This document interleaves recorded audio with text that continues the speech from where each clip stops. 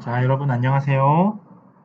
자, 저는 호남대학교 대학원 재활과학과의 변혜원 교수입니다. 자, 오늘 저와 함께 고급 연구 방법 및 통계 3주차, 드디어 이제 통계적 기초와 이해를 학습하는 그런 시간을 가지도록 하겠습니다. 자, 여러분들이 이번 시간에 배우시게 될 내용들은 주로 표본 추출, 샘플링이라든지요.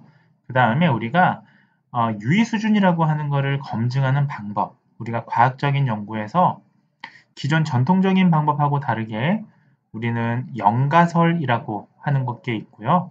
다른 말로 귀무가설이라고 하는 게 있고, 그 다음에 이와 반대되는 연구가설이라고 하는 게 있는데요. 결국 우리가 과학적 연구라고 하는 것들은 영가설, 귀무가설을 기각하고 이에 대응되는 연구가설을 채택하는 그러한 일련의 과학적인 방법입니다. 마치 여러분들 재판하고 유사합니다. 뒤에서 나중에 설명을 드릴 텐데 재판도 우리가 무죄 추정 그 법칙이기 때문에 이 사람이 죄가 없다라는 것을 입증할 수 없을 때 우리가 유죄를 내리게 되죠. 자, 이러한 것들이 사실 연구 방법에 상당히 유사한 부분이 있는데요. 이런 것들 뒤에서 좀 살펴보시도록 하겠습니다. 자, 일단 우리가 지난 시간에 학습하셨던 내용을 한번 복습해 보시겠습니다. 자, 우리는 지난 시간에요. 연관성과 인과성에 대해서 학습하시면서 우리가 지난 시간에 배우셨던 핵심 내용들은 연구에 대한 수준이었습니다. 우리가 이른바 근거 중심, 근거 창출 중심의 연구 방법을 얘기하면서 EBP라고 하죠. 자, 연구 수준이 인과관계가 있는 연구들도 있고요. 상대적으로 인과관계는 좀 낮지만 연관성이 있는 그런 연구들도 있었습니다. 그래서 이러한 연구 수준을 5개로 나눴을 때 각각 어떤 수준들이 들어가는지 해당되는지 우리가 지난 시간에 학습을 하셨습니다. 그래서 가장 높은 위계 수준부터 살펴보시면 RCT, Randomized Clinical Trial, 무작위 표본 추출된 연구거나요. 아니면 이런 무작위 표본 추출을 가지고 체계적 고찰을 한 메타 연구라든지 체계적 고찰 연구가 되겠습니다. 이게 근거 수준이 가장 높고 그 다음에 인과관계가 가장 높은 연구가 되겠습니다. 그 다음에 두 번째로 인과관계가 높은 연구는 전향적 코호트 연구이고요. 자, 아니면 RCT 연구 중에서 좀 퀄리티가 떨어지는 그런 연구들이 되겠습니다. 이러한 연구들은 인과성이 두 번째로 높은 연구다 라고 우리가 지난 시간에 학습하셨습니다. 그 다음에 세 번째 수준에서는요. 케이스 컨트롤 스터디, 이제 드디어 환자 대조군 연구가 나오게 되는데요. 자, 이 환자 대조군 연구는 여기 옆에 리트로스펙티브 코호트랑 마찬가지로 때에 따라서는 연구에 따라서는 리트로스펙티브 케이스 컨트롤 스터디라고 표현하는 경우들이 있습니다. 자, 이런 경우들은 뭐냐면 결국은 환자군과 대조군을 각각 선정해서 우리가 한 시점에서 이 사람들의 과거의 노출 정도를 해상이나 어떤 병력, 기록들을 통해서 거슬러 조사하는 방법이었죠. 그래서 후향적, 지금 시점에서 거꾸로 가면서 조사한다 라는 그런 의미를 내포하고 있다고 말씀을 드렸습니다. 자, 그 다음에 레벨 수준 4는요, 케이스 시리즈라고 우리가 볼 수 있겠습니다.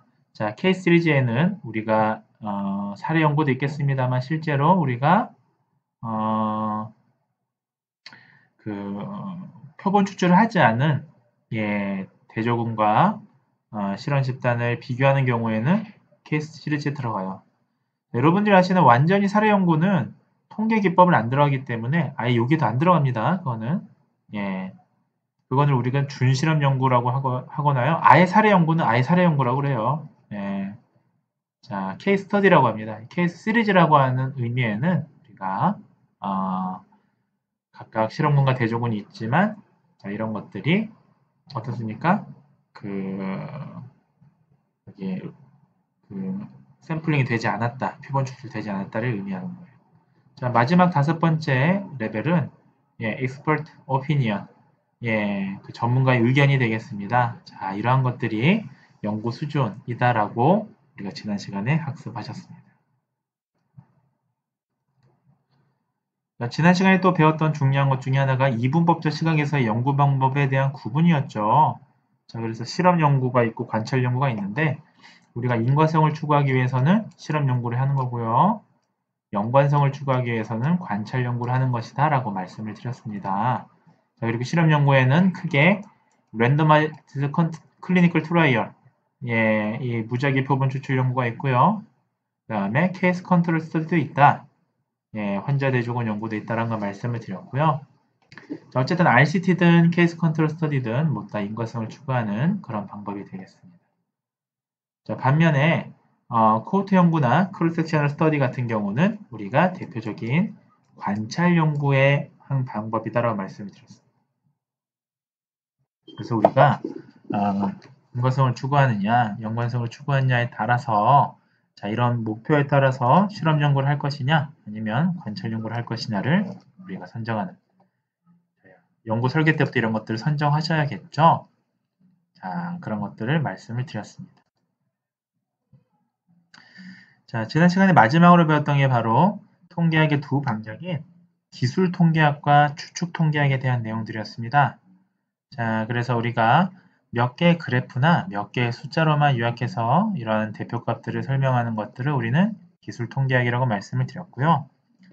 자, 그런 것들이 아니라 우리가 표본이라고 하는 거, 전체 모집단을 가지고 통계를 분석할 수가 없으니까 모집단의 일부만을 추출해서 이걸 우리가 표본이라고 하죠. 샘플이라고 하죠. 이 샘플이 전체 모집단을 대표한다라고 가정해서 돌리는 통계학 방법을 우리는 추측 통계학이라고 한다라고 지난 시간에 말씀을 드렸습니다. 자, 그래서 여러분들이 하시게 되는 통계 방법은 대부분 추측 통계학에 해당된다 라는 걸 우리가 지난 시간에 학습을 하셨습니다. 앞으로 여러분들은 저와 함께 이제 추측 통계학에 대한 여러 통계 검정 방법을 T검증부터 시작해서 러지스틱 리그레이션까지 학습을 하시게 될 겁니다. 자, 이제 수업을 진행하겠습니다. 자, 먼저 수업에 대해서 말씀을 드리겠습니다. 우리가 자료를 수집하는 방법, 우리가 통계를 이해하는 여러 가지 방법 중에 가장 기본되는 것 중에 또 다른 것들은 바로 자료 수집 방법입니다. 자, 자료를 수집하는 방법을 따라서 우리가 조사 연구를 하느냐, 실험 연구를 하느냐를 우리가 이분법적으로 나눠서 살펴볼 수가 있습니다. 여기서 말하는 조사 연구가 관찰 연구가 되겠고요. 그래서 우리가 앞서 실험 연구는 인과성을 증명하는 게 목표이고 관찰 연구는 연관성을 조사하는 게 목표라고 말씀을 드렸잖아요. 각각에 대응되는 검정법들에 대해서 케이스 스터디부터 시작해서 케이스 컨트롤 스터디, 코호트 연구 이런 거 말씀을 드렸었죠. 자, 지금부터 하나씩 살펴보겠습니다. 자, 먼저 조사 연구부터 말씀을 드리겠습니다. 자, 서베이라고 하는 조사들도 많이 사용합니다. 여러분들이 과거에는 재활과학 분야에서 물리치료나 작업치료 같은 경우에는 서베이 연구를 많이 하지 않았었는데요. 실험 연구의 비중이 훨씬 높았는데 최근에는 언어치료를 포함해서 이런 서베이 연구들이 많이 시행되고 있습니다. 자, 서베이 연구는 뭐냐? 조사 대상을 어떤 현상이나 특성을 관찰하는 게 목적인 연구를 우리가 서베이 연구라고 합니다. 자, 일반적으로 사회과학 연구에서 널리 사용되는 데이터 수집법이 되겠습니다. 자, 조사라고 하면 우리가 대표적으로 떠올리는 분야가 바로 사회과학 연구죠. 사회과학, 사회학, 이런 것들이죠. 자, 조사에는 크게 두 가지 방법이 있는데요. 자, 하나는 전수조사입니다. 자, 전수조사. 자, 여러분들 전수조사하면 대표적으로 떠올릴 수 있는 게 통계청에서 실시하는 인구주택 총조사 같은 게 대표적인 전수조사죠. 자, 이건 뭐냐 하면 모집단, 전체 인구의 모든 단위를 다 조사하는 방법입니다. 그래서 이거를 다른 말로 센서스 데이터다라고 부르기도 합니다. 자, 전수조사. 여러분들 인구주택 총조사는 우리나라 인구의 주택 보급률 같은 걸 구하는 것들의 목표로 시행되는 조사입니다. 자, 주택 보급률을 조사하는데 이거를 대상자, 샘플을 표본을 추출해서 추론할 수가 없잖아요. 자, 예컨대 우리가 광주광역시에 주택 보급률을 보기 위해서는 광주광역시에 거주한 사람들의 주택 형태를 다 조사를 해야 되지, 이 사람들을 무작위로 표본 추출해서 20%를 추출해서 분석했다고 해서 이 사람들을 가지고 추론할 수가 없는 거예요. 이건 왜냐하면 정책적 반영의 목적이니까. 이런 걸 센서스라고 합니다. 자, 사망자료도 마찬가지죠. 사망자료 조사하는데 제가 돌아가신 분들 10%만 샘플링, 표본 추출해서 그 사람들에 대한 사망 자료를 해서 우리나라의 사망자 수 비율이 이렇다라고 추론할 수는 없는 거잖아요. 이런 걸 전수조사라고 합니다. 목적이 다르죠. 자, 전수조사는 여러분들이 대표적인 대표값을 이용해서 이제 기술하시면 되고요. 평균이나 표준 편차, 비율 이런 것들을 얘기할 때는 전수조사 자료를 갖고 얘기를 하는 거예요. 여러분들이 표본만 조사했는데 통계를 쓰지 않고 표본만 조사한 값을 가지고 여러분들이 평균이나 이런 것만 얘기한다면 이것도 사실 문제가 있습니다. 표본조사에서는 뒤에 이제 보시는 게 표본조사인데요. 표본조사에서는 통계 방법을 이용해서 검증하는 게 가장 좋습니다. 자, 표본조사라 하면요, 모집단의 부분 집합인 표본의 단위들만을 상대로 조사하는 방법입니다. 자, 우리가 표본조사를 하는 이유는 전수조사 같은 경우에, 자, 전수조사가 이상적입니다만은 모든 조사를 다 전수조사를 할 수 없기 때문이에요. 그리고 전수조사에 비해서도 경제적으로 효율적이고요. 자, 그래서 우리가 표본조사를 하게 되는 거죠. 그래서 표본이 모집단을 잘 대표하는 것이 매우 중요합니다. 자, 그래서 표본조사인 경우에 다시 말씀드리지만 우리가 조사된 표본, 제 연구에서의 데이터가 모집단을 대표한다라고 가정해서 분석하는 거기 때문에 이러한 표본들이 모집단을 잘 대표해야 할 것입니다. 자, 그 다음에 실험 연구가 있습니다. 자, 조사 방법에 따라서 두 번째는 실험 연구가 되겠는데요. 자, 연구자가 실험 대상이나 실험 조건을 통제하는 것이 쉽기 때문에 자, 우리가 가장 재활과학 분야에서 가장 많이 하는 자료 수집 방법 중에 하나가 바로 실험이 되겠습니다. 자, 실험은 연구자가 원하는 목적의 자료를 얻는데 가장 효과적인 방법입니다. 자, 어떻게 해서 효과적인 자료를 원하는 자료를 수집하나요? 이른바 컨트롤, 통제라는 방법을 쓰지 않습니까? 그래서 우리가 실험 조사에서는 우리가 어떻게 실험 환경을 철저하게 통제할 것인가가 가장 큰 핵심이 될 것입니다. 자, 어떤 요인, 자, 어떤 인자, 어떤 팩터가 측정하고자 하는 변수에 영향을 미치는지를 파악하는 데 굉장히 유용합니다. 자, 여기서 말하는 어떤 요인이라는 게 예를 들면 치료법이 될 수도 있어요. 자, 어떤 치료법이 어떤 질병이나 이런 거를 치료하는데 효과가 있느냐, 영향을 미쳤냐, 인과관계를 미쳤냐 이런 걸 확인할 때 실험 연구를 많이 합니다. 자, 실험에서는 이런 용어가 쓰이는데요. 트리트먼트라고 하는 처리라는 용어가 쓰입니다. 이 트리트먼트는 여러분들 실험 연구에서의 트리트먼트는 반드시 치료라는 뜻이 아니고요. 처리라는 뜻으로 쓰입니다. 통계적으로는. 통계학에서는요. 자, 이건 뭐냐 하면 실험 조건이에요. 우리가 요인의 효과를 알기 위해 설정하는 실험 조건입니다. 자, 즉 처리를 얼마큼 깐깐하게 하느냐가 실험 연구의 실은 핵심이 되는 거죠. 자, 실험에 의해서 공정한 비교를 시행하려면 관심의 대상이 되는 요인 이외에도 다른 요인이 실험 결과에 영향을 미치지 않도록 자, 여러분들 잘 통제, 잘 컨트롤하는 게 반드시 필요해요. 자, 결국 실험 연구는 어디에 달려 있다? 바로 이 통제, 컨트롤에 달려 있는 거죠. 그래서 우리가 실험 전에 미리 실험 설계가 필요한 이유가 바로 이겁니다. 제가 사실 이제 연구를 진행하면서 간혹 이제 다른 분들 그 연구 컨설팅을 도와주는 경우가 있는데 이미 그 실험이 다 끝나고 나서 그 분석하는 단계에서 컨설팅 해달라고 하는 경우가 많아요. 네, 실험이 다 끝나고 나서 그 데이터 값을 가지고 어떤 통계 분석을 쓰느냐도 실은 연구의 퀄리티를 올리는 한 방법이 되겠습니다만 실제로는 가장 좋은 방법은 연구자가 실험 전에 이미 실험을 잘 설계해서 체계적으로 진행하는 게 연구의 퀄리티를 높이는 가장 좋은 방법입니다. 자, 대표적인 게 위약 실험, 플라시보라고 하는 위약을 이용한 비교 실험이 있겠습니다. 자, 우리가 제약회사에서 새로운 치료제를 개발하려면 치료제 효능을 검증하기 위해서 치료한 사람, 치료하지 않는 사람 이렇게 두 종류만 하진 않아요. 왜냐하면 치료하지 않은 사람은 어떠한 처치도 안 받으면 실제 치료 효과에서 이게 효과가 있느냐 없느냐 검증하기가 어렵죠. 다른 게 영향을 미친단 말이에요. 그래서 우리가 신약을 받는 집단이 아닌 경우에도 위약이라는 걸 같이 받게 돼 있습니다.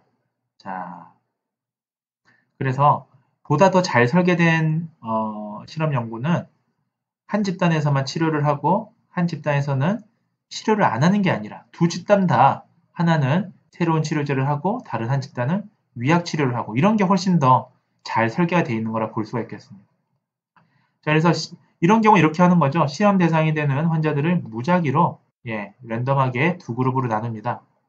자, 요걸 우리가 샘플링이라고 하죠. 얼만큼 잘 샘플링을 하느냐가 되게 중요해요. 실험 연구에서는. 자, 그 다음에 처리 집단에서는 트리트먼트 그룹이라고 합니다.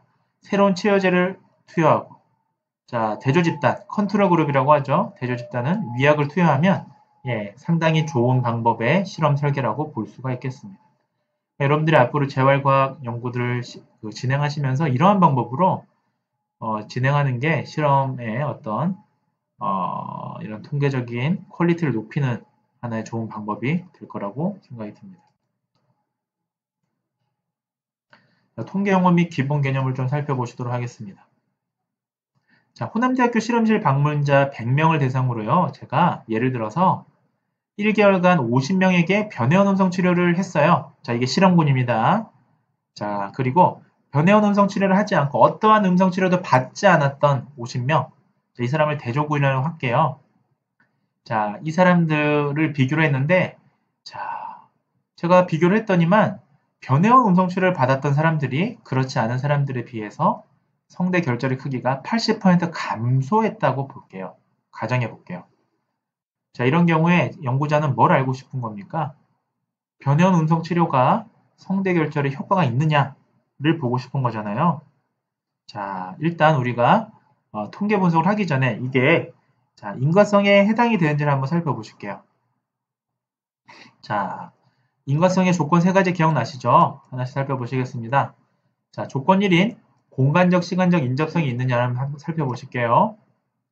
자, 100명을 대상으로 1개월 동안이니까 매일 치료를 반복해서 한 거죠. 자, 그랬으니까 공간적, 시간적 인접하다고 볼 수가 있습니다. 자, 그 다음에 선행성 한번 보실게요. 자, 치료가 먼저인가요? 아니면 성대 결절의 크기가 감소한 게 먼저인가요? 네, 치료가 먼저죠. 치료 행위가 먼저 있었고 그 이후에 성대 결절 크기가 감소를 한 거지 않습니까? 자, 그래서 이 경우엔 선행성을 충족합니다. 자, 마지막으로 반사실적 조건을 한번 충족하면 이거 인과관계로 볼 수가 있겠네요. 자, 반사실적 조건을 한번 보실게요. 자, 만약에 변형 음성 치료를 하지 않았더라면 성대 결절 크기가 감소하지 않았겠죠. 이 경우는 반사실적 조건화를 충족하네요. 자, 그러니까 이거는 인과관계다라고 볼 수가 있겠습니다. 즉, 이 치료법은 치료법을 시행하는 게 우리가 성대 결절 크기 감소와 인과적인 관계가 있다라고 설명할 수 있습니다. 자, 그렇다면 여러분들 효과가 있는지를 얘기를 한다면 효과가 있었네요. 성대 결절 크기가 감소했으니까. 근데 이게 이제 중요한 거는 실제 치료 효과인지 아니면 우연에 의한 효과인지 다른 요인으로 인한 효과가 아닌지 이게 지금 사실 궁금할 수가 있잖아요. 거기에 대한 거를 살펴보는 겁니다. 자, 이런 게 이제 연구의 기본적인 테두리였는데요. 자, 우리가 그 전에 우리가 아주 신뢰로운 연구를 아주 질 높은 연구를 진행하려면 우리가 먼저 모집단이라고 하는 개념하고요. 이 모집단을 잘 대표할 수 있는 표본을 우리가 추출하는 게 가장 중요한 첫 단계가 되겠습니다. 연구에서의 가장 큰 첫 단계가 되겠습니다. 자, 이런 것들을 잘 설계를 해야 연구는 사실은 한번 수집되고 나면 그 다음에 계속해서 수집하기 어렵거든요. 예, 계속 연구 그 대상만 수집할 수는 없잖아요. 그러니까 자, 모집단에서 표본을 대표성 있는 표본을 수집하는 게 사실 굉장히 중요합니다. 자, 모집단은 뭔가요? population이라고 부르는데요. 연구자의 관심이 되는 대상이 되는 전체 집단을 우리는 모집단이라고 얘기합니다. 자, 모수, 파라미터라고 얘기하는데요. 이 모수라는 게 모집단의 특성을 수치로 나타내는 특성값을 얘기합니다. 자, 이런 것들이 있고요. 자, 샘플이라고 하는 표본은 뭔가요? 예, 이 모집단에서 실제 조사를 위해서 추출한 우리 집단을 얘기하는 거죠. 즉 모집단의 한 부분이죠. 자, 표본이라는 건 가정하는 거예요. 자, 제 연구에서의 실험 대상이 전체 인구를 대표한다라고 가정하고 연구에 이제 수집을 하는 겁니다. 따라서 여러분들 이 표본은 대표성이라는 게 굉장히 중요하고요. 모집단의 특성을 반드시 반영해야 할 것입니다. 실제 인구 집단은 그렇지 않은데 제가 모집한 집단이 전혀 이질적인 집단을 모집했다면 이거는 제 연구 결과에서의 값이지 결국 인구 집단의 값이라고 일반화할 수가 없겠죠. 그러니까 우리가 표본을 잘 모집할 필요가 있는 겁니다. 자, 통계량은 모집단의 특성을 추정하기 위해서 우리가 표본에서 구한 특정 값입니다. 자, 이런 것들이 있다라고 우리가 보시면서 다음 슬라이드 넘어가도록 하겠습니다. 자, 대표적인 표본의 예를 좀 몇 개 보여드리겠습니다. 자, 제가 우리나라 국민 전체의 음성 문제, 자, 우리나라 국민 전체의 성대 결절이라든지요, 후두 질환 이런 것들을 보기 위한 목소리 건강 유부를 보기 위해서 제가 예전에 이제 근무했던 병원이 아주대병원인데요. 아주대병원, 연세대학교 원주병원, 아산병원 이런 우리나라의 큰 병원들에 내원한 모든 환자를 표본으로 해서 조사를 했습니다. 자, 이 경우에 표본이 적절할까요? 국민 전체의 음성 유무를 보는데 적절하겠습니까? 자, 이게 지금 답이 좀 제시되어 있죠? 이게 그 동영상으로 찍으면 이게 애니메이션이 한꺼번에 나오더라고요. 자, 결론적으로 보면 이게 잘 나와 있습니다. 표본으로 부적합하죠? 왜 그럴까요? 자, 병원에 내원한 환자는 일반 국민에 비해서 음성 상태의 특성이 같다고 보기가 어렵죠. 자, 병원 환자의 특성과 어떻게 일반 지역사회 국민의 특성이 같겠습니까? 자, 그러니까 이거 표본으로 부적합합니다. 여러분들. 자, 그럼에도 불구하고 우리가 우리가 수집할 수 있는 임상에 계신 임상가분들이 우리가 손쉽게 수집할 수 있는 사람들만을 가지고 결국 우리가 전체 모집단에 대한 현상이라고 해석하고 싶어 하잖아요. 그러니까 표본을 잘 우리가 수집할 필요가 있는 겁니다. 좋은 연구라 하면 결국은 좋은 표본에서부터 시작한다. 좋은 표본 추출에서부터 시작한다라고 보시면 되겠습니다. 자, 그러면 어떻게 하면 모집단을 잘 대표하는 표본을 추출할 수가 있을까요? 간단합니다. 자, 우리가 실험 연구랑 조사 연구를 나눠서 살펴볼 필요가 있는데요. 실험 연구라면 실험 설계를 아주 잘 실험 설계법에 따라서 아주 깐깐한 실험을 설계하면 됩니다. 자, 통제할 변수도 통제하고요. 심지어 분석하는 도구도 동일하게 통제하고 여러 가지 위약 검사들도 통제하고 해서 깐깐하게 통제하면 되겠죠. 자, 반면에 조사 연구 같은 경우는 어떻습니까? 자, 조사 연구는 이렇게 연구자가 직접적으로 어떻게 그 실험 자체를 통제할 수 있는 방법이 없어요. 컨트롤할 수 있는 방법이 없어요. 그래서 조사 연구 같은 경우는 표본 설계, 이른바 샘플 디자인이라고 하는 표본 설계를 통해서 우리가 이런 그 모집단을 잘 대표할 수 있는 그런 특성을 도출하게 되는 겁니다. 자, 이 표본 설계라고 하는 게 결국은 표본 조사론에 의해서 우리가 정해질 수가 있는 겁니다. 그러니까 표본을 조사하는 방법이 있다라는 거예요. 자, 그런 것들을 염두에 두시면서 우리가 모집단을 잘 대표하는 표본을 추출하는 것이 예, 좋은 연구의 성패가 되겠죠. 자, 여러분들 그래서 모집단을 잘 대표하는 표본을 추출하기 위해서는 자, 뭐가 필요합니까? 바로 무작위 표본이라는 게 필요합니다. 자, 이른바 랜덤 샘플이라는 게 필요합니다. 자, 랜덤 샘플. 우리가 사실은 그 임상 현장에서 재활과학 연구를 진행하다 보면 무작위 표본 추출로 진행되지 않는 경우가 거의 다수예요. 예. 그래서 연구들 제가 이제 저도 이제 여러 학회에서 학술지에서 이제 그 논문 심사들을 하다 보면 이런 문구가 많죠. 우리가 편의 표본 추출에 의해서, 편의 추출에 의해서, 편의 수집에 의해서 라고 이제 표기하는 경우가 많은데 그렇게라도 표기해주면 그나마 낫습니다만 거의 대부분의 실험 연구들이 사실은 무작위 표본에 의해서 추출하지는 않아요. 사실은 우리가 어떠한 것도 뭐 추출하는 거에 대한 표본 추출이 그 굉장히 중요한 과정임에도 불구하고 이런 것들을 생략하는 관심이 없는 경우가 많죠. 자, 무작위 표본이라는 게 뭐냐? 연구자의 주관이나 선입견이 표본 추출에 전혀 개입되지 않도록 해서 우연의 원리에 의해 각 단위가 추출된 표본을 우리는 무작위 표본이라고 합니다. 자, 여기서 핵심이 뭡니까? 연구자의 주관이나 선입견이 전혀 개입되지 않는 거예요. 한번 예시를 들어보겠습니다.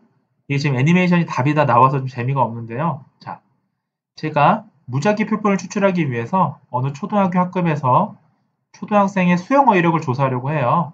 자, 초등학생이 어휘력을 얼마나 알고 있는지를 조사하려고 합니다. 30명의 학생 중에 5명을 무작위로 추출하게 되면 어떨까요? 여기저기서 골고루 5명을 추출한다면 여기저기서 얼핏 보면 무작위 표본 추출 같죠? 여기 답이 나와 있죠? 사실 이거는 무작위 표본 추출이 아닙니다. 자, 왜냐하면요. 무작위 추출은 모든 학생들이 추출될 확률이 같아지도록 추출하는 방법을 우리가 무작위 표본 추출이라고 합니다. 자, 우리가 여기저기서 골고루 뽑는 경우에는 자, 보통 보면요. 일반적으로 먼저 교실 한쪽 구석의 학생이 뽑히는 경우에 다음에 뽑힌 학생의 부근의 학생이 상대적으로 확률이 줄어들죠. 자, 여러분들 사람의 심리가 1분단부터 4분단이 있으면 1분단 뽑고 그 다음에 뽑을 때는 바로 근처에 사람 안 뽑잖아요. 무작위로 뽑을 때 그런 약간 심리가 들어가요, 실제로. 그래서 진정한 무작위 표본 추출은 뭐냐 하면 1번부터 30번까지의 번호를 부여해요, 사람들에게. 자, 그 다음에 상자에 담아서 이거를 잘 섞어가지고 5번 제비 뽑기를 하는 거죠. 자, 이게 바로 무작위 표본의 가장 기본적인 개념이 바로 난수표가 되겠습니다. 난수표. 자, 랜덤 넘버 테이블이라고 합니다. 자, 요즘은 좀 그런 게 적은데 우리가 한 10년 전만 해도 통계학 관련된 그 책을 사시게 되면 제일 뒷장에 난수표라는 게 있었어요. 자, 이게 이럴 때 사용하는 거예요. 자, 이렇게 무작위로 이런 번호를 부여할 때 사용하는 난수표라는 게 있죠. 자, 이렇게 하셔야 되는 겁니다. 난수표라는 거 직접 만드실 필요 없이 그 SPSS에도 난수표를 부여하는 게 있거든요. 클릭하시면 그렇게 하시면 여러분들이 무작위 표본을 할 수 있는 거예요. 자, 두 번째는 실험에서 실험 대상을 무작위로 선택하는 경우를 한번 가정해 보겠습니다. 자, 널리 사용되는 전통적인 진통제하고 새로 개발된 진통제가 있어요. 신약이 있어요. 이 효능을 비교하기 위해서 제가 10마리의 쥐를 대상으로 실험을 했습니다. 자, 이때 어떤 쥐들에게 어떤 진통제를 무작위로 투여하려고 했습니다. 그래서 자, 무작위 투여를 하려고 연구원이 자, 10마리의 쥐를 상자 속에 가둬놨어요. 그러면서 휘적 휘저었습니다. 손으로. 그래서 먼저 잡힌 5마리를 그 기존 진통제로 부여하고 남은 5마리에게 새로운 진통제를 투여했습니다. 자, 이 경우에 무작위 표본 추출이라고 볼 수 있을까요? 자, 흔히 쥐실험 연구에서 이런 걸 또 사람들이 무작위 표본 추출로 오해하는 경우가 많습니다. 이 경우에 무작위 표본 추출이라고 얘기하기가 어렵습니다. 결과가 나와 있죠. 자, 왜냐? 자, 날쌘 쥐들은요, 상대적으로 둔한 쥐들보다 안 잡혀요. 통에 넣고 휘적휘적하게 되면 똘똘한 놈들은 안 잡히죠. 이거 공정한 실험이 되지 못합니다. 역시 이 경우에도 여러분들 10마리의 쥐들의 꼬리표를 달아주면서 난수표의 개념을 넣어서 추출해야 됩니다. 예, 난수를 5개 추출해서 랜덤하게 예, 그룹을 할당하지 않으면 이것을 우리가 무작위 표본이라고 엄격하게 얘기가 어렵다는 거죠. 이 너무 깐깐하지 않습니까? 라고 얘기할 수 있는데 우리가 아주 질 높은 저널에 논문을 토구하시게 되면 예, 이런 지적들 상당히 많이 나와요. 예, 무작위 표본했느냐? 자, 무작위 표본의 절차를 구체적으로 써라. 구체적으로 썼는데 그 사람들이 생각하는 랜더마이즈가 아니면 무작위 표본이 아니면 리젝하는 경우들도 상당히 많습니다. 자, 그래서 우리가 이론적으로는 반드시 알아둬야 될 것 같습니다. 자, 그럼 임의 추출이라고 하는 랜덤 샘플이라는 게 뭐냐? 자, 한번 다시 한번 보시죠. 우리는 사실 모집단이라고 하는 인구 집단을 해서 랜더마이즈, 임의로 사람을 추출해서 이를 표본으로 삼아서 이 자료를 가지고 분석해서 결국 이 분석된 결과값이 모집단의 특성을 추정할 것이다라고 우리가 연구자들은 해석하지 않습니까? 예컨대 제가 음성질환, 후두질환 환자 3,000명을 대상으로 흡연과 후두질환의 관계를 보고 싶다 했을 때 제가 모집한 3,000명이 우리나라 인구 5천만 명을 대표할 수 있다면 예, 우리는 이 3,000명을 이미 추출해서 이 표본을 가지고 흡연과의 관련성을 분석해서 만약에 이제 흡연을 할수록 후두질환에 걸릴 가능성이 높더라라는 게 밝혀진다면 결국 이거를 모집단 특성으로 확대하는 거죠. 그래서 흡연을 하면 위험하다라고 제 연구에서만 이런 게 아니라 우리 일반적으로 흡연을 하면 위험하다라고 이렇게 해석을 하는 거예요. 따라서 우리가 객관적인 절차가 무시된 실험이나 조사를 통해 얻어진 데이터를 가지고는 아무리 통계 분석을 잘한다고 할지라도 객관적인 결론을 내릴 수가 없습니다. 따라서 우리가 실제 모집단과 편향된 표본이 아닌 객관적으로 받아들일 수 있는 표본을 무작위로 추출한 일에 각별한 주의를 기울여야 할 것입니다. 그래서 저는 참 이 표본 추출을 어떻게 하느냐가 결국 좀 고급 통계에서의 또 질 높은 연구를 하는 아주 중요한 방법의 시작이 아닐까라고 생각을 합니다. 자, 좋습니다. 자, 무작위 표본 과정에 대한 예시를 좀 몇 가지 보여드리겠습니다. 자, 이거 제가 옛날에 했던 연구에 대한 연구 대상 소개인데요. 자, 보시면 전체 조사에서 표본 추출은 서울, 광역시, 경기, 충청, 전남 및 제주, 경상 및 강원의 11개 지역을 중심으로 자, 연령대별 인구 비율을 변수로 사용하여 29개 층을 구성하고 각 층의 모집단 수에 비례하도록 비례계통 추출법, 이 설명한 게 전부가 다 비례계통 추출법이라는 거예요. 으로 200개의 표본 조사구를 추출하여 2008년 전체 조사에서는 4,600가구에 12,528명을 대상으로 연구를 진행하였습니다. 라고 연구에서 제가 연구 대상을 소개할 때 이렇게 기술을 했었습니다. 과거 연구에서요. 자, 그래서 이 연구에서는 조사 대상 중에 건강설문조사와 이비인후 검사 설문을 완료한 3,632명을 검사해서 판정 불가자 빼고 미검사자 15명을 제외해서 3,141명을 연구 대상으로 선정하였다라고 이렇게 구체적으로 쓴 거예요. 네. 이렇게 하면 결국은 제가 분석한 대상은 3,141명에 불과합니다만 실제로는 이 3,141명이 전체 대상자를 우리나라 전체 인구를 거의 대표한다라고 볼 수 있겠습니다. 이런 경우에는 무작위 표본 그 중에서도 비례계통 추출법에 의해서 추출된 아주 좋은 그런 자료라고 볼 수가 있겠습니다. 또 다른 연구에서 또 예시를 보겠습니다. 이 연구는 이제 디멘시아라고 하는 치매 연구지에 이제 SCR급 연구지에 실렸던 연구인데요. 자, 사회경제학적 위험, 리스크 팩터들하고요. 노년에서의 인지장애, 치매라든지 MCI라든지 이런 사람들하고의 관련성을 보는 연구였습니다. 자, 한번 보실게요. 여기서도 보시면 45세 이상의 사람을 대상으로 했고요. 자, 그 다음에 자, 15개의 도시, 도나 시 단위의 도시들을 스트라타, 예, 결국 층화해서 자, 어떻게 층화했느냐?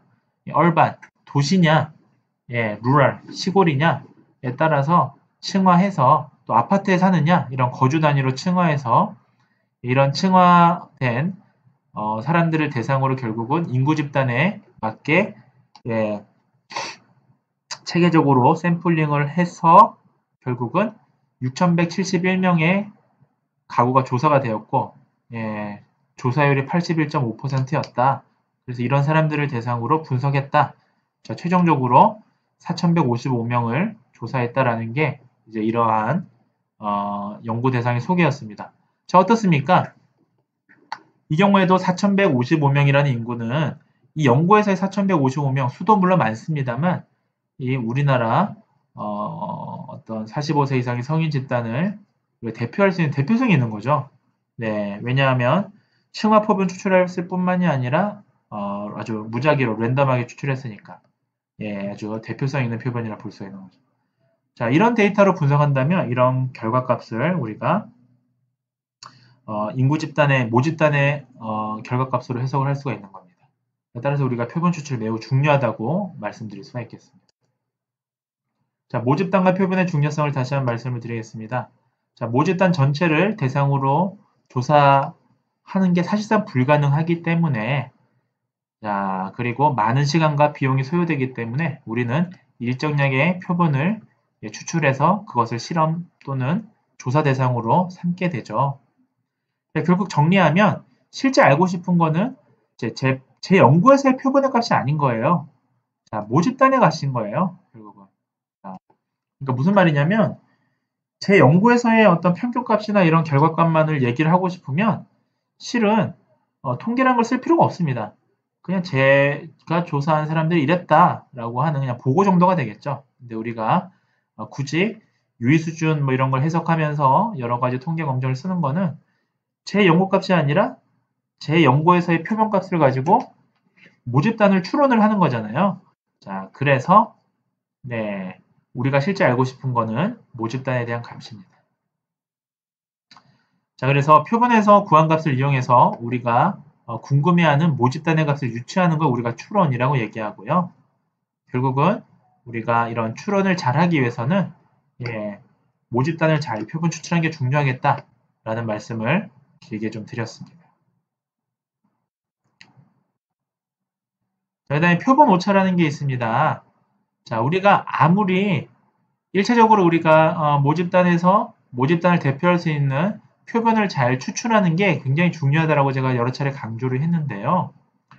아무리 대표성 있는 표본을 아무리 체계적으로 무작위 표본을 이용하고 뭐 비례계통 추출법을 이용해서 추출하더라도 실은 오차라는 게 생길 수밖에 없습니다. 왜냐하면 모집단을 전체를 다 조사한 게 아니기 때문에 예, 모수와 표본 통계량 사이에 어쩔 수 없이 생길 수 있는 오차를 우리가 표본 오차라고 합니다.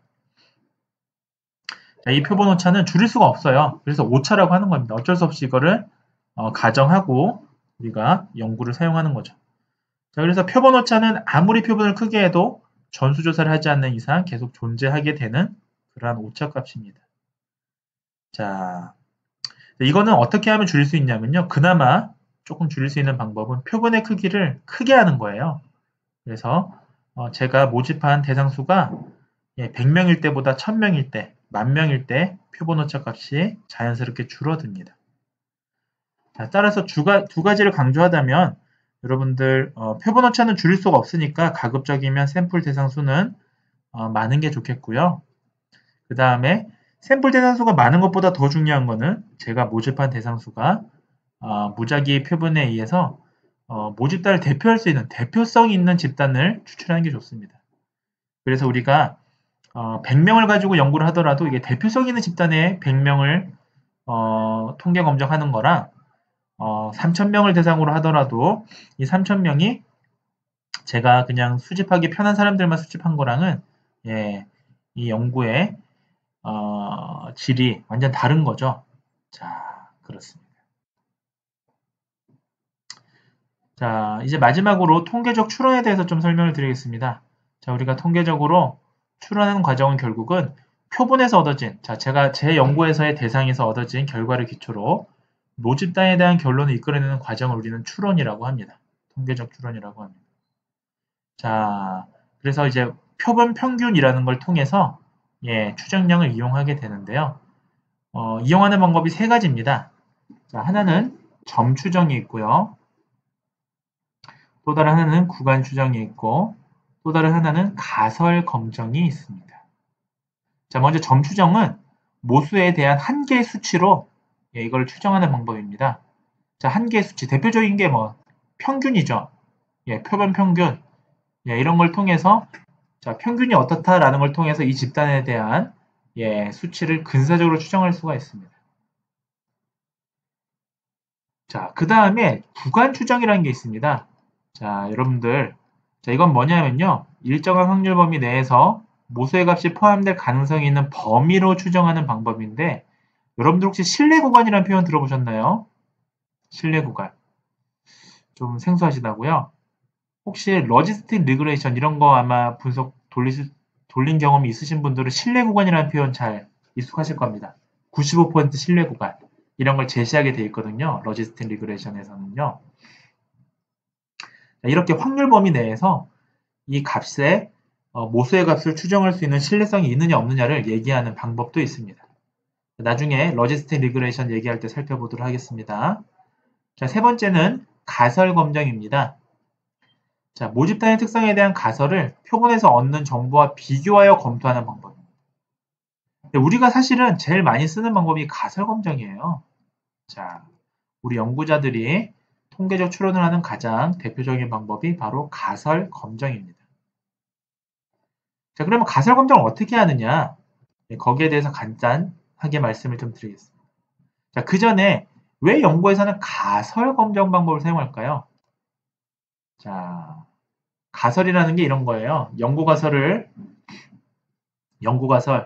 A 치료법이 후두 질환에 효과가 있다라는 연구 가설이 있으면 영가설, 귀무가설이라는 걸 반대되는 가설 하나 만들어요. 자, A 치료법은 후두 질환에 효과가 없다라고 하는 반대되는 가설, 이걸 영가설이라고 합니다. 또는 귀무가설이라고 합니다. 자, 이런 걸 해서 귀무가설이라는 거를 이 귀무가설이 틀렸다라는 걸 입증해서 제 연구의 가설을 입증하는 방법을 이용하는 걸 우리가 가설 검정 방법이라고 합니다. 자, 왜 이런 방법을 사용할까요? 이거랑 유사한 게 여러분들 법원에서 재판 기각하거나 유죄 판결할 때 이런 방법 씁니다. 지금은 좀 오래된 영화가 됐고요. 또 이미 이제 범인이 밝혀지긴 했는데 혹시 이태원 살인사건이라고 아세요? 예, 90년대 후반에 그 홍익대학교 앞에 있는 그 햄버거 가게에서 그 미군에서 일하던 이 두 사람의 범인에 의해서 잔혹하게 살해된 대학생에 대한 사건입니다. 실제 사건이죠. 자, 두 사람의 범인이 있었는데 누가 범인인지 알 수가 없어요. 두 사람 다 진실을 얘기하고 있지 않습니다. 자, 그 경우에 범인을 그래서 이 영화가 나온 시점에서는 못 잡았죠. 범인을 못 잡았었어요. 자, 왜 범인을 못 잡았습니까? 법원에서는 무죄 추정 원칙에 따라서 자, A가 범인이 아니라는 증거를 채택을 해야 A가 범인이라는 증거를 기각하는 거예요. 이런 방법을 씁니다. 무슨 말이냐면 A가 범인이 아니라는 증거를 A는 범인이 아니야 라는 게 기각되지 못하면 그러니까 연가설처럼 만드는 거죠. 자, A가 범인이 아니야 라는 사실을 우리가 이건 A가 범인이 아니라는 사실을 기각하지 못하면 A가 범인이 되는 거예요. 자, 이런 식으로 합니다. 자, 이런 식으로 합니다. 자, 이러한 가설 방법을 사용하는 거, 우리가 전통적으로 서구권에서는 이런 식으로 과학적인 검증을 해왔던 겁니다, 실은. 이 재판이라는 것도 사실 우리가 미국법이나 유럽법, 독일법이나 프랑스법에 근간되어 있는데 이런 유럽 사람들은 사고방식이 이랬던 거예요. 그래서 A라는 주장을 받아들이기 위해서는 A가 틀렸다라는 걸 기각시키면 된다. 만약에 A가 틀렸다는 걸 받아들이게 되면 A는 틀린 게 되는 거죠. 자, 이러한 방법을 씁니다. 가설검정이라는 방법. 그래서 그러다 보니까 나오는 개념이 자, 영가설이라는 자, 그러다 보니까 연구가설이라는 개념이 등장하고요. 이거와 반대되는 대립가설인 영가설 또는 귀무가설이라는 개념이 대립되는 거예요. 그래서 우리가 연구 쓰시면 연구가설은 다음과 같다. 연구가설 1, 뭐 이런 식으로 이제 그 학위 논문 같은데 제시가 돼 있잖아요. 그리고 이런 연구가설을 채택하려면 이 영가설을 기각하면 되는 거죠. 반대되는 가설. 치료법이 효과가 있다라는 걸 검증하려면 치료법이 효과가 없다라는 걸 기각하면 되는 거예요. 자, 이러한 방법으로 연구라는 게 이루어진다라고 하시면 되겠습니다. 자, 각각의 점 추정의 예에 대한 함수가 있고요. 제가 시간 관계상 이거를 다 언급하진 않겠습니다. 자, 이렇게 하는 경우가 있고, 구간 추정 방법은 신뢰 구간을 이용합니다. 그래서 보통 95% 신뢰 수준을 이용하는데, 자, 함수는 이와 같습니다. 자, 함수 설명하면 좀 사람들이 어려워하기 때문에 제가 함수는 좀 넘어가겠습니다. 자, 그래서 오늘 배웠던 내용들, 결국은 우리가 통계 검정하는 데 있어서 연구 설계를 하는 데 있어서 가장 기초적인 내용들이라 볼 수가 있겠습니다. 그래서 오늘 우리는 무작위 표본 추출이 중요하다는 말씀을 드렸고요. 자, 실험 연구든 조사 연구든 모집단을 대표할 수 있는 그러한 대표성 있는 표본을 추출하는 것이 매우 중요하다는 말씀을 드렸습니다. 자, 그리고 우리가 그 연구가설을 채택하는 방법, 그리고 연가설을 기각해서 연구가설을 채택한다라는 그런 가설 검정 방법에 대해서도 이번 시간에 말씀을 드렸습니다. 여러분들이 이러한 내용들을 잘 또 이해하셔야 앞으로 그 대학원 생활 동안에 접하시는 연구들을 쉽게 또 이해할 수가 있는 겁니다. 자, 이상 경청해 주셔서 감사합니다. 자, 그러면 오늘 수업 여기까지 들으시고요. 이어서 다음 시간에 또 즐거운 또 수업으로 만나 뵙도록 하겠습니다. 자, 경청해 주셔서 감사합니다.